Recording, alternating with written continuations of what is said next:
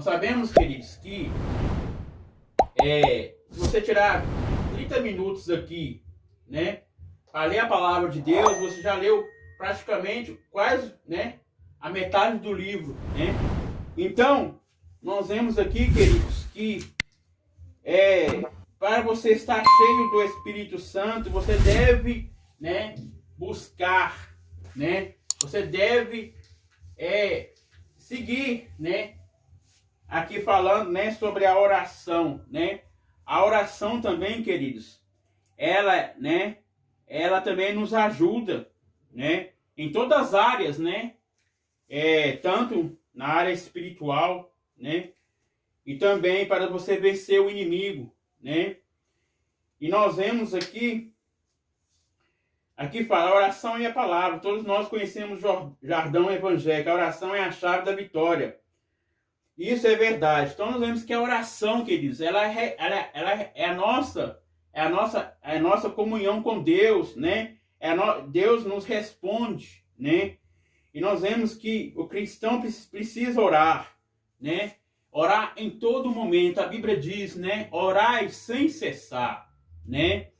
Então, nós vemos aqui, fala, não existe vida espiritual abundante sem oração. Então, amados, o crente não deve só orar, né? Igual eu expliquei para os irmãos, o cristão deve, a Bíblia diz, vigiai, orar, né? O cristão deve estar, né, alerta em todo momento, deve orar, né? Para que Deus possa, né, estar sempre conosco, né? E aqui fala, não existe vida espiritual abundante sem oração. Segundo a declaração de fé da Assembleia de Deus, a oração é um ato consciente pela qual a pessoa dirige-se a Deus para se comunicar. Então, como eu falei para os irmãos, que a oração, ela é uma comunicação com Deus, né? É o diálogo, né, que você tem com Deus, né? E vamos aqui para o primeiro ponto sobre tópico 3. Viver sabiamente, verso 15. Exercícios espirituais ser colocado em prática no dia a dia. Então, queridos, aqui fala, diferente dos nécios, vedes prudentemente como andais, não como nécios, mas como sábios. Então, queridos, o cristão deve ser sábio, né? Nós vemos que o nécio, ele não tem juízo, é uma pessoa tola, né? Uma pessoa que não tem entendimento, né? E nós vemos que o sábio, né, ele tem o entendimento, ele tem o dom, né, do discernimento, né? Nós vemos, amados queridos irmãos, que todos nós devemos pedir a Deus, né, o dom de discernimento, né? E nós vemos aqui, fala, existe pelo menos 7 palavras gregas no Novo Testamento para a palavra nécio. Mas aqui o apóstolo usa essa passagem, só aparece aqui, azópia, tolo sem juízo. Paulo está contratando a sabedoria cristã que vem do Espírito, como insensatez dos pagãos. Então, queridos, pagãos, nós entendemos que a palavra pagão são outros deuses, né? Nós vemos aqui que com uma comparação, né, das 5 prudentes e das 5 loucas, né? Comparando com a igreja deve estar preparada, né? E deve estar prudente, né? Estar em vigilância, em oração, né? E nós vemos que nesses são aqueles que não ligam mais para as coisas de Deus, né? Se tem o culto hoje, né? Deixa de ir na igreja para assistir outras coisas que não agradam a Deus, né? A Bíblia diz, devemos buscar a Deus em primeiro lugar, e a sua justiça, e as demais coisas serão acrescentadas, né? E aqui fala, a vontade do Senhor, devemos priorizar a vontade de Deus. Então, primeira coisa, querido, é Deus em primeiro lugar, né? Nós sabemos que Deus, ele é cristocêntrico, ele deve ser o centro em nossas vidas, né? Remir o tempo, acabei de falar aí, né? Remir o tempo, não devemos remir, né? Devemos tirar um tempo para Deus, né? Que é o tempo kairos, né? Que eu expliquei para os irmãos no início aí, né? Vamos para o segundo ponto, fala o seguinte: a importância de manter-se cheio do Espírito. A obra do Espírito Santo na vida do crente é dinâmica. Ele não fica estático a partir da conversão, pois a expressão cheio do Espírito Santo significa reacender a chama do Espírito. Então, ser cheio do Espírito é reacender a chama, né? É você buscar, né? Sabemos que a pessoa é batizada no Espírito Santo, mas ela deve se reacender, né? A chama do Espírito Santo, né? Deve estar em todo momento ligado com Deus, né? E nós vemos que fala, não deve se confundir com a expressão cheio do Espírito Santo de Pentecostes. Então, não deve ser confundido, que fala que o cheio do Espírito Santo ali foi o batismo no Espírito Santo. Não foi que fala sobre a plenitude do Espírito Santo, né? Aqui fala sobre o batismo no Espírito, né? Aqui fala, não deve se confundir com a cheio do Espírito Santo do Pentecoste, né? Então é diferente, né? Não tem nada a ver com o dia de Pentecoste, né? Aqui primeiro ponto fala o seguinte, não vos embriagueis com vinho. Versículo 18, parte A. Essa frase é como Septuaginta. Então, Septuaginta é 70, né? Não olhes para o vinho. Então, isso aqui fala sobre o vinho. Não embriagueis com o vinho, né? Mas enchei-vos do Espírito Santo. Nós sabemos que o vinho, né? É o vinho que não agrada a Deus, né? Nós vemos que nós devemos encher do Espírito Santo, se revestirmos, né? Sermos batizados, sermos revestidos, sermos enchidos, né, pelo Espírito Santo. A passagem em Provérbios explica a consequência destrutiva de bebedeira e a compara com uma picada de uma cobra. A palavra usada para contenda significa também desavisão, dissolução. Esses termos são incompatíveis com a ética cristã. Vamos ler aqui 1 Coríntios 6 e 10.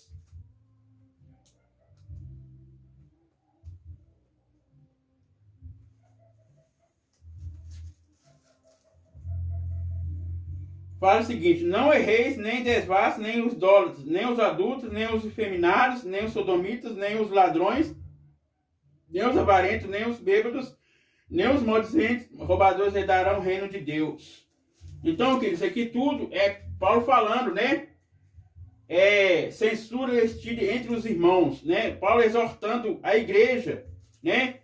Que não vai entrar, né? Os idólatras, os adúlteros, né?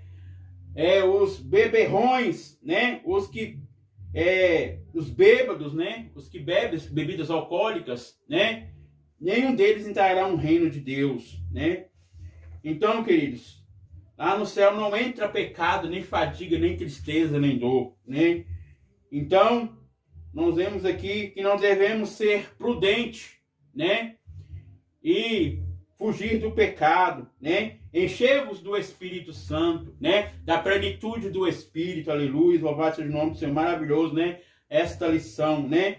Você está cheio do Espírito Santo, né? Buscando, aleluia, todo momento, né? Sendo, pedindo a Deus, né? O enchimento do Espírito Santo.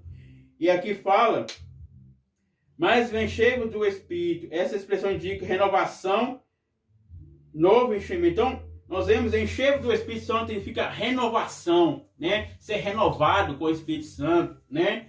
Nós sabemos que nós somos batizados, nós precisamos se renovar mais e mais e mais, andar no Espírito, né? Então nós devemos ter também os frutos do Espírito, né? Que são novos frutos, né? A carta de Paulo fala sobre o fruto, né? O fruto.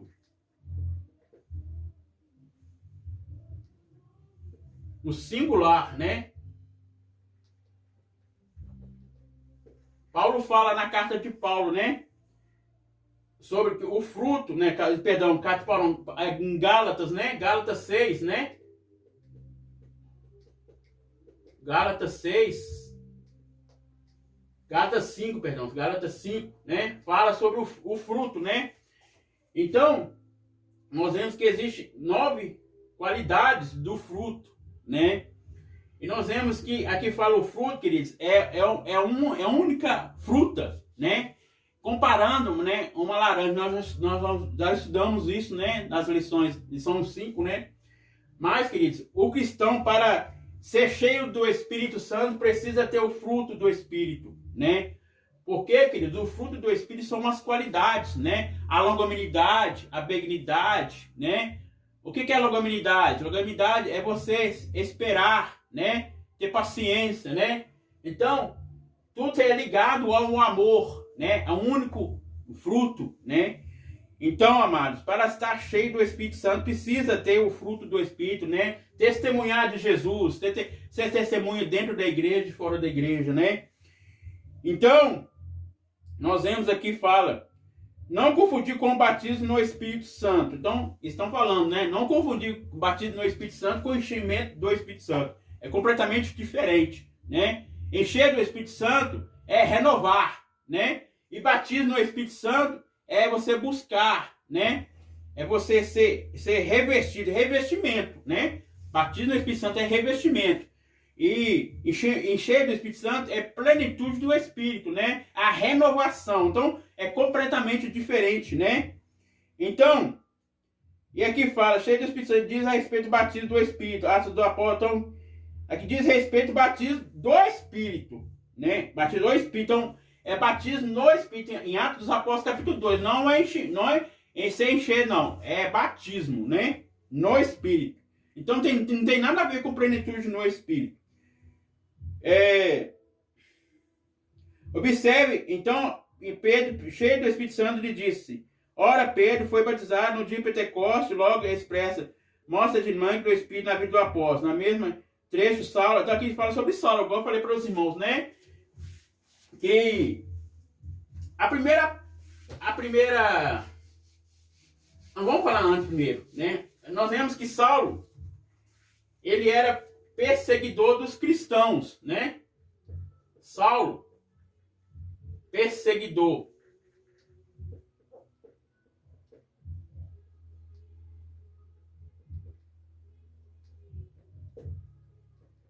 Ele perseguia os cristãos, né? E nós vemos que ele tornou-se perseguido, né? Nós vemos a primeira viagem que ele viajou, a primeira viagem missionária, né? Ele começou em Antioquia, né? Aí começou a ser perseguido, né? Nós vemos que aqui fala que ele, né? Ele perseguia os cristãos, né? Nós vemos na Atos dos Apóstolos, capítulo 9, fala sobre a história de Saulo, né? Então, Saulo, ele perseguia os cristãos, né? E nós vemos que ele vê uma luz, né? Ele está perseguindo, aí Jesus mostrando para ele, tu me persegues, né? A Jesus que tu persegues, né? E nós vemos, queridos, que Ananias, né? Ele foi até Saulo, né? Saulo caiu ali, né? Ficou cego, né? E nós vemos depois de 3 dias, né? Depois da sua conversão, ele foi cheio do Espírito Santo, né? E nós vemos, queridos, que nisso aconteceu, né? Ele tornou-se Paulo, né? O primeiro, né? Que ele pregou na cidade de Antioquia, né? E aqui fala, viver cheio do Espírito é o oposto de viver em contendas, confusão, devassidão. Ser cheio do Espírito não combina com embriaguez do vinho. Então não tem nada a ver com pregação de vinhos, né? É ser cheio do Espírito Santo, né? Aqui fala, ser cheio do Espírito é embriagar de vinho e ser cheio do Espírito Santo. Toda essa seção contém uma série de contrastes, começando com antes e depois. Contrapando os gentios. Nós sabemos que nós somos gentios, né? A salvação veio até a nós, né? Que convertidos vieram conhecer a Cristo. Aqui fala, embriaguez versus plenitude espiritual. A embriaguez é uma obra das trevas e a consequência da natureza pecaminosa. Então, queridos, não é a matéria nossa, né? Que é a carne, né? É a natureza pecaminosa. Nós sabemos que a palavra carne tem vários significados, né? Da palavra carne, né? Então, nós vemos aqui, é a obra da carne, né? Embriagar com vinho, né? O último ponto aí, nós vamos terminar, né? O terceiro ponto fala o seguinte, vigilante contra a frieza espiritual.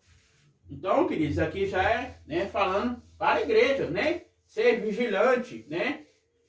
Ter cuidado com a frieza espiritual, né? Aqui fala, você deve se lembrar de um dos requisitos para compor o grupo dos 7 diáconos. Eram cheios do Espírito Santo. Atos dos Apóstolos 6 e 3. Vamos ler aqui.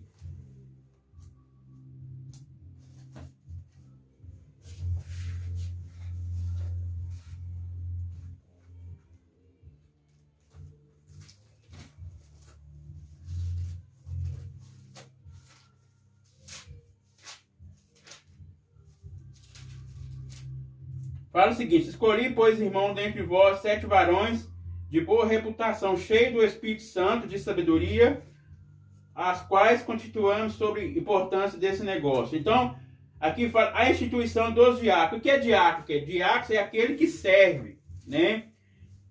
Aquele que tem uma função na igreja, né? Diácono é aquele que serve a ceia, né? Então, nós vemos aqui que foram escolhidos 7 diáconos, né? Para a obra, né? Então, e aqui fala, isso quando ficar alguém cheio do Espírito Santo. O apóstolo apresenta como 3 características: o testemunho transbordante, a vida de gratidão e a submissão. Então, para ter um bom testemunho, queridos, você deve ser crente dentro da igreja e fora, né? Então, o testemunho, né, mostra que você é diferente, né? E aqui fala a gratidão a Deus, né? A submissão, né? Obedecer a Deus em todo momento, né? Então, nós vemos aqui que essas são as qualidades do apóstolo. Apóstolo significa o quê? Enviado, né? Testemunho transbordante, verso 19. É um sinal evidente aos cânticos das são expressões de alegria, de louvor a Deus, além da função de instruir a igreja. Os cristãos expressam, por meio dos hinos, dos anseios de suas esperanças, aquilo que acredita está inspirado na vida das personagens bíblicas e nas promessas divinas. Os salmos são o saltério de Israel e o livro dos salmos são as quais o Espírito nos dá vida nova. Muitos deles são da música, ainda hoje no jardismo e no cristianismo. Os hinos são uma referência às primeiras composições cristãs. Lamentamos o fato de não ter sobrevivido mais algumas das suas estrofes. Estão no Novo Testamento, Filipenses 2, 5 a 11. É um bom exemplo. Os cânticos espirituais, palavras são entendidas e cantadas no Espírito durante a adoração, são um poderoso meio de edificação, contribui. Então, queridos, nós vemos que tudo é para a edificação da igreja. Os dons espirituais, né? Os dons ministeriais, dons de serviço, né? Os dons espirituais, tudo tem a ver com a edificação da igreja, né? E nós vemos, queridos, que hoje tem existido muita frieza espiritual, né? Hoje nós não vemos mais renovação, né? E nós precisamos se renovar, né? Precisamos encher do Espírito Santo, aleluias. E nós vemos, queridos, que o cheio do Espírito Santo, né? Nós vemos aqui que é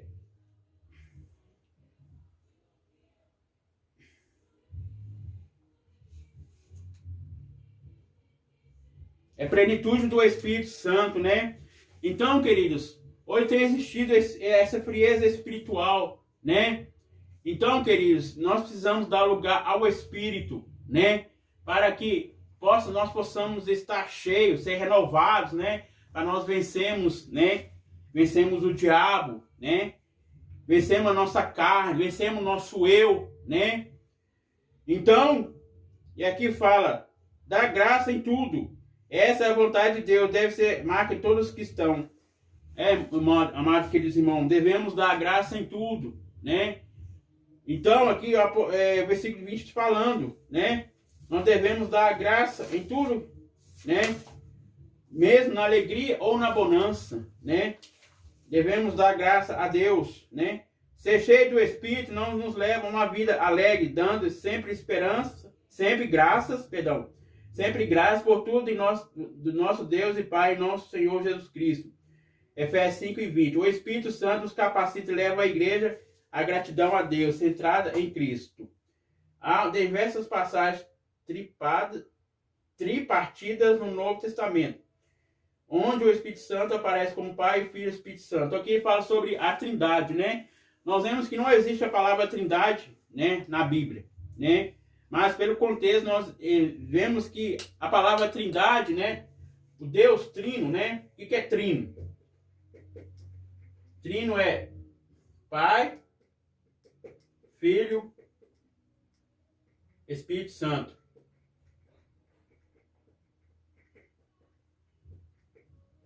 Então, é uma só pessoa, é um só Deus, né? Se manifesta em 3 pessoas, né? 3 pessoas distintas, né? O Pai, o Filho e o Espírito Santo. Eles trabalham juntos, né? Nós vemos que a função do Espírito Santo é repartir os dons espirituais, né? Nós vemos que o Espírito Santo ele também sente vontade, né? Ele é uma pessoa, né?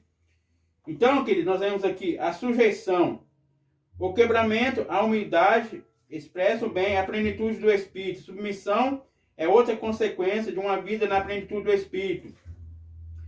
Pois o Espírito nos capacita a essa sujeição. Dever do cristão é submeter às autoridades constituídas. Então, queridos, Hebreus 11 fala sobre isso, né? O cristão deve se submeter às autoridades, como da terra, né? E também dos céus, né? Então, isso faz parte da plenitude do Espírito. O testemunho transbordante, a vida de gratidão e a submissão identificam um crente cheio do Espírito. Então, queridos, igual eu falei para os irmãos, né, no início aí, o cristão deve ter o fruto do Espírito, né? Deve ter as qualidades, deve ter o testemunho, né? Como um bom cristão, né? E nós vemos que, através disso, né, o Espírito Santo enche a pessoa, né? Então, queridos, nós vemos aqui, o que significa nécio? Deixar aí para os irmãos. Não vou responder para os irmãos, deixar aí, os irmãos respondem aí no comentário.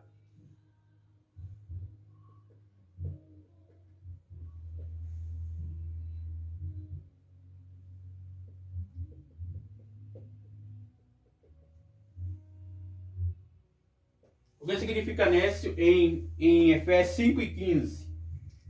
Então, amados, vamos encerrar aqui, né? E vamos encerrar aqui a lição, amém? A conclusão fala o seguinte: o significado cheio do Espírito é ter a vida cristã na plenitude do Espírito Santo. Isso envolve todos os aspectos da nossa vida, desde o culto até o lar, desde o lar até o trabalho e a sociedade. Então, tem a ver com tudo, né? Nós sabemos que o nosso culto deve fazer em nossa casa, né? Sabemos que o homem ele é o sacerdote do lar, né? Fazer os cultos domésticos, né? Com a família, né? Tudo tem a ver com a plenitude do Espírito Santo, testemunho, né? Tanto no trabalho, tanto na sociedade, né? Com ser um bom testemunho com os vizinhos, né? Tudo tem a ver, queridos, o caráter cristão, né?